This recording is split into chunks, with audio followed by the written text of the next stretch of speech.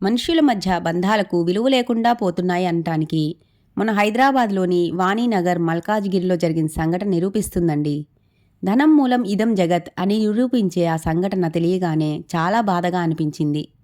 ఊరికి వెళ్తూ తనది కోడలిది 30 తులాల బంగారం ఎంతో నమ్మకంతో తన కూతురి దగ్గర భద్రపరుచుకొని ఎంతో ధైర్యంగా ఊరికి వెళ్ళిన 75-80 సంవత్సరాల వయసు గల వృద్ధ తల్లిదండ్రులు తర్వాత బంగారం అడిగితే, నాకేం తెలుసు నీ బంగారం, నాకిచ్చినట్లు సాక్ష్యం ఏమన్నా ఉందా అని ప్లేట్ తిప్పేసి 2 సంవత్సరాల నుంచి వాళ్ళని ఎంతో ఇబ్బంది పెడుతుందంటండి.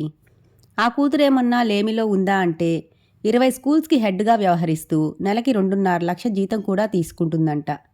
కామెంట్ సెక్షన్లోకి వెళ్ళి చూస్తే సగానికి పైగా కామెంట్స్ కొడుకుని కాదని కూతురు దగ్గర మోసపోయిన వాళ్ళే ఎక్కువగా ఉన్నారనిపించిందండి. మీకు తెలిసిన వాళ్ళలో కూడా ఇలా కూతురిని నమ్మి మోసపోయిన వాళ్ళు ఉన్నారేమో కామెంట్ చేసేయండి ఫ్రెండ్స్. సబ్స్క్రైబ్.